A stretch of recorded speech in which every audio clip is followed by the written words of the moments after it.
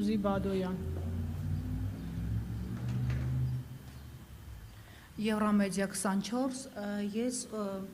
ուզում էի մի փոքր էքսկուրս անել պատմական կարճ հիշողությամբ վերադառնալ 21 թվականը, ձեզ շատերը հաճախ, այդ թվում մենք լրագրողներս, հիշում ենք և քննարկում ենք, եթե չասեմ քննադատում ենք, ձեր այն հանդիպման համար, որ դրսում հախուռն էմոցիոնալ միտինգներ էին, հայրենասերները փողոցում էին, բայց դուք սեղմեցիք Նիկոլ Փաշինյանի ձեռքը և շնորհավորեցիք նրան Արցախում տարված պատերազմի պարտությունից հետո։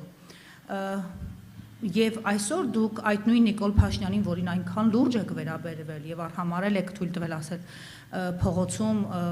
նրա դեմ կռիվ տվող քաղաքացիներին, դուք այսօր նրան հեգնում եք, ծաղրում եք և ասում եք, որ նույնիսկ լուրջ չեն վերաբերվում իր թիմակիցներին։ Ես համաձայն եմ, անձամբ ես համաձայն եմ։ Բայց այն ժամանակ ինչու եք դուք լուրջ վերաբերվում, ինչու եք արհամարհում մեր պայքարը և ինչու եք նրա ձեռքը սեղմում և չեք համարում, որ դուք էլ ուշեղացրել եք ձեր հերթին Նիկոլ Փաշինյանին և այն Նիկոլ Փաշինյանին, որը այսօր դարձել է հեգեմոն և խժռում է բոլոր արժեքները։ Եվ իմ մյուս հարցը, դուք համաձայն եք, որ հանրային համերաշխության խնդիր ունենք մենք, ամբողջ Հայաստանում իրար ատում են, ընտանիքի անդամները, եղբայրները իրար։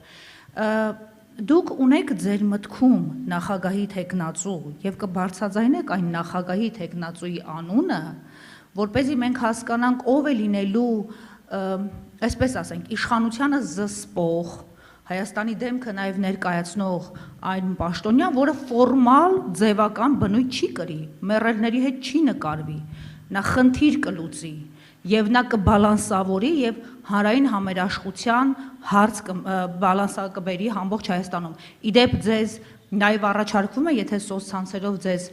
փոխանցում են մոնիտորինգ, առաջարկվում է հենց Աջապահյանի թեկնածությունը, ինչու, որտեղ նա հոգևորական է, ունի բացարձակ բարձր ռեյտինգ, ինչ կասեք այս մասով, ձեր մտքով անցել է թե ոչ, որտեղ գիտեմ, որ դուք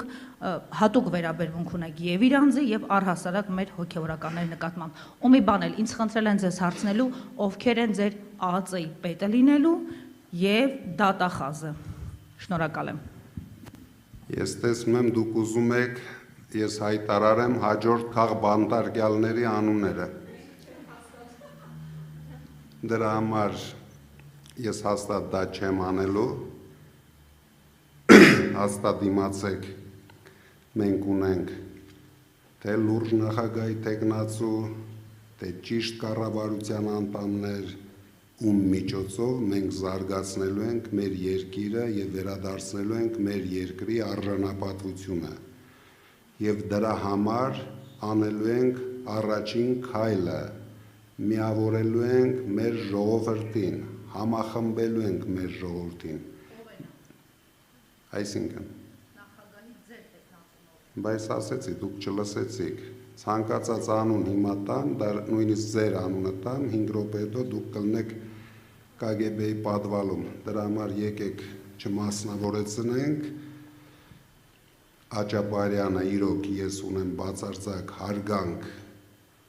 այդ մարդու նկատմամբ և ընդհանրապես այն մարդկանց նկատմամբ, ովքեր հայրենասեր են, համարձակ են, համառ են, իսկ Աջապահյանը համապատասխանում է բոլոր կրիտերիաներին, բայց Աջապահյանը շատ լավ հոգևորական է և ինքը կախվածություն ունի իր աշխարհից, դրա համար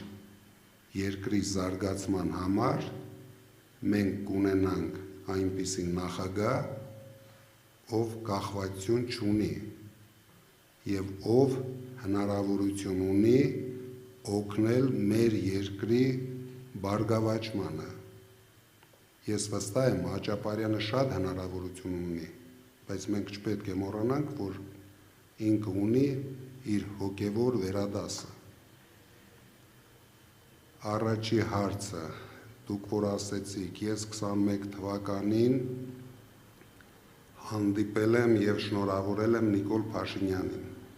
Իհարկե շնորհավորել բառը դուք հորինեցիք, որտեղ այդպիսի բան չի եղել,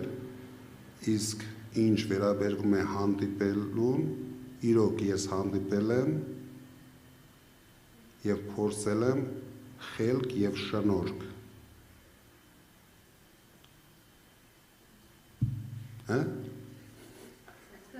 Ձեր խոսքի բնույթը եղել է ոչ թե տնտեսությունը, այլ Արցախը,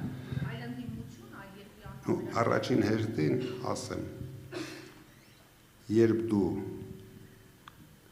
պետության ամենախոշոր ընկերությունների տերն ես, երբ երկրի ղեկավարը, թեկուզ ամենածախողված ղեկավարը ցանկանում է քո հետ հանդիպել, շատ դժվար է ու շատ գռեհիկ է իրեն ասել, ես չեմ ուզում քո հետ հանդիպել։ Ես դա արել եմ իմ դաստիարակության սահմաններում, հարգել եմ այդ ինստիտուտը,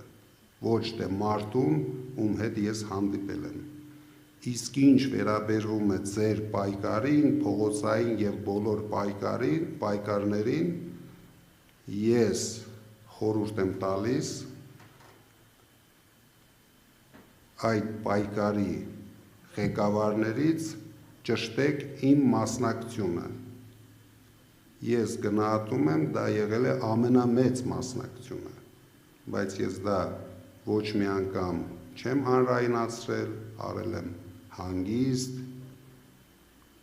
դրա համար կարող եք ճշտել։ Շնորհակալություն, հաջորդը ABC